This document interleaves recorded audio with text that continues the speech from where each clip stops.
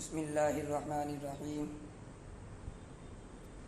لقد جاءکم رسول من انفسکم عزیز علیہ ما عنتم حریص علیکم بالمؤمنین رؤوف الرحیم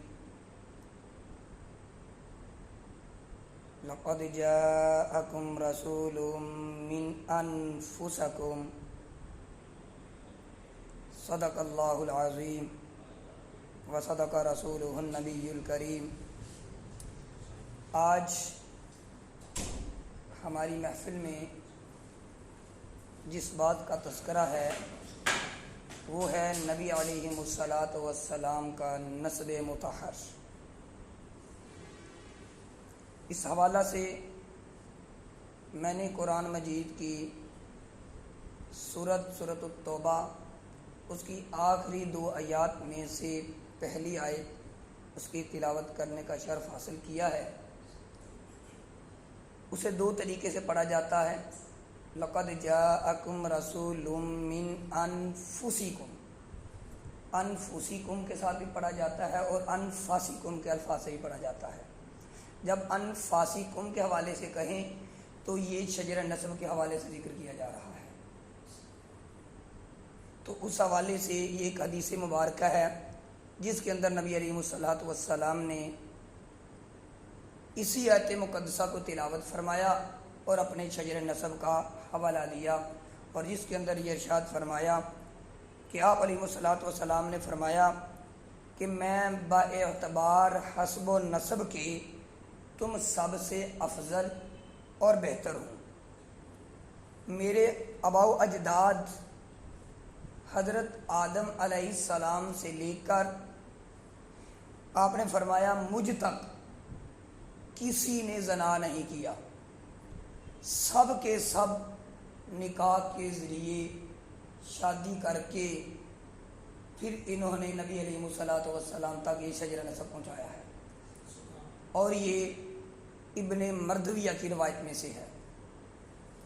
اور نبی علیہ الصلوۃ والسلام کا شجر نسب احادیث کی کتاب میں عدنان تک صحیح سند کے ساتھ ثابت ہے۔ ان سے آگے جو بیان کیا جاتا ہے اس پر اختلاف ہے، اور بہت شد و مد کے ساتھ اختلاف ہے۔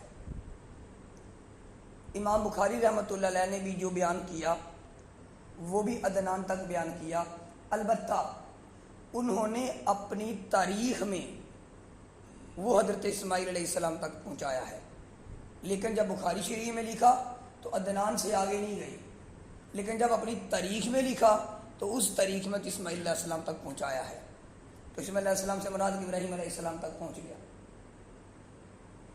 تو ایک دفعہ علامہ سہیلی رحمۃ اللہ علیہ فرماتے ہیں کہ امام مالک رحمہ اللہ تعالیٰ بہت بڑے محدثین میں سے شمار ہے، اور فقہی اعتبار سے بھی ان کا درجہ ہے۔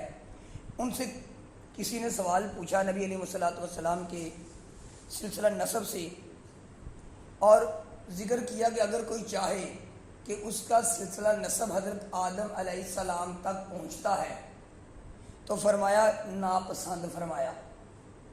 تو سائل نے دوبارہ سوال پوچھا کہ اگر وہ اپنا شجرہ نسب اسماعیل علیہ السلام تک پہنچانے کی کوشش کرتا ہے تو فرمایا اسے ناپسند بھی فرمایا، اور فرمایا اسے کس نے اس کو اس بات کی خبر دی کہ اس کا شجرہ نسب صلی اللہ علیہ وسلم تک پہنچ جاتا ہے۔ ناپسند فرمایا کہ محدثین عدنان سے اوپر نہیں جاتے، اور وہ سلسلہ نسب نبی علیہ الصلوۃ والسلام کا پدری شجرہ نسب جو ہے وہ کیا ہے؟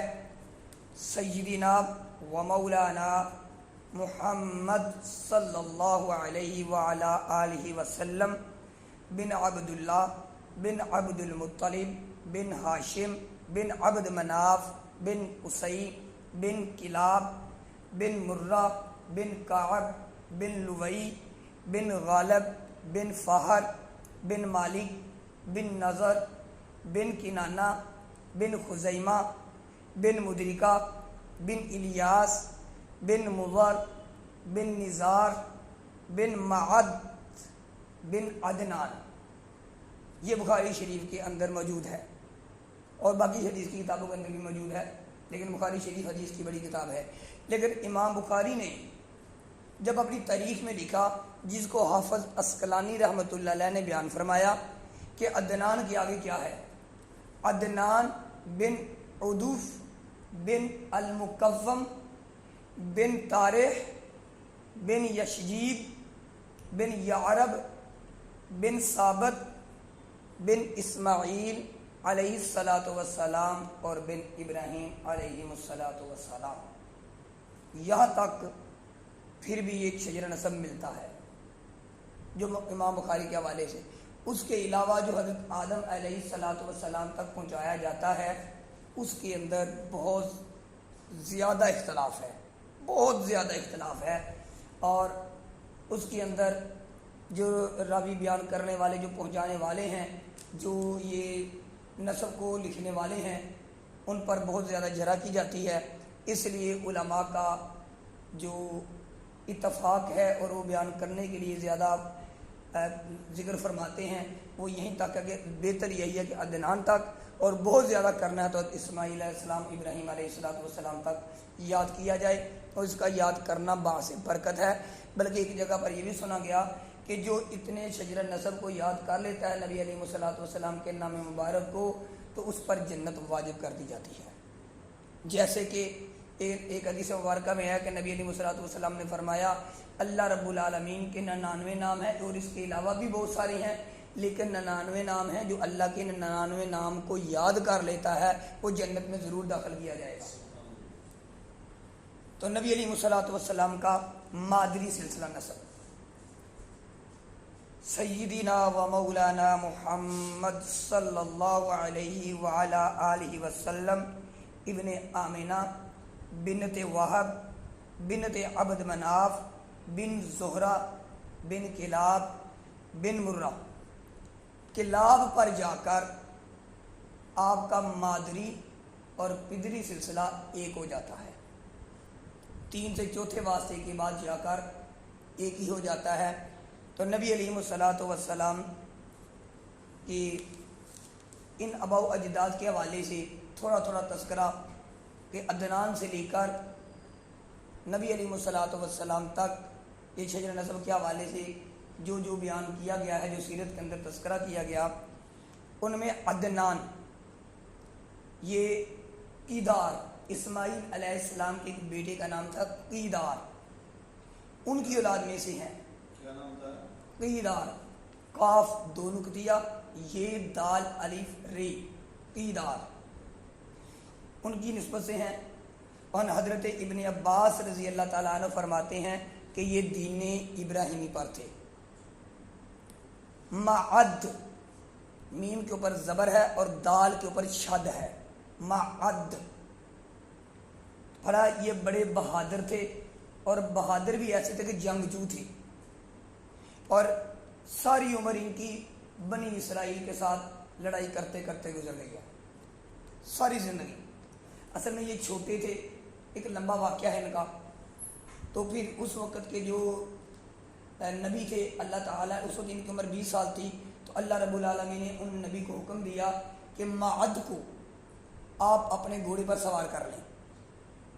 تو ابا کی بستی تباہ کر دی گئی، تو وہ ان کو گھوڑے پر سوار کر کے جب لے کر چلے گئے تو بنی اسرائیل میں گئی، تو پھر یہ ساری زندگی بنی اسرائیل میں رہے، اور پھر جب ان کے حالات واقعات دیکھتے تو اس والے سے ان کے ساتھ اختلاف ہو گیا، پھر ایک لڑائی بنی اسرائیل کے ساتھ رہی، اور ساری زندگی پھر بہادر بھی تھے، جنگجو بھی تھے، کچھ ان کے ساتھی تھے، اور یہ ان کے ساتھ ساری زندگی لڑتے رہے، اور اللہ رب العالمین نے انہیں مظفر بھی فرمایا اور منصور بھی فرمایا۔ پھر آگے ان کے بیٹے تھے نیزار۔ نیزار کا مطلب ہوتا ہے یکتا۔ جب یہ پیدا ہوئے تو ان کی پیشانی مبارک پر نور محمدی صلی اللہ علیہ وآلہ آلہ وسلم چمک رہا تھا، اور یہ اپنے اس پورے علاقے میں یکتائی شخصیت رکھتے تھے، تو ان کا نام ہی نیزار رکھ دیا گیا۔ اس کی وجہ سے ان کی قبر مبارک مدینہ المنورہ کے قریب ذات الجیش ہے، وہاں پہ موجود ہے۔ ان کے بیٹے موزاد جن کا اصل نام عمرو بتایا جاتا ہے، یہ بڑے ترش تھے، تلخ اور ترش چیزیں پسند کرتے تھے۔ تو ترش چیزیں پسند کرنے کے بڑے حکیم تھے، حکیم بھی تھے، دنا بھی تھے۔ تو ترش چیزیں پسند کرنے کی وجہ سے ان کا اصل نام پیچھے رہ گیا، اور اپنی ترش کی وہ چیزیں کھانے کی وجہ سے ان کو مضر کے نام سے پکارا جانا شروع ہو گیا۔ 5 نمبر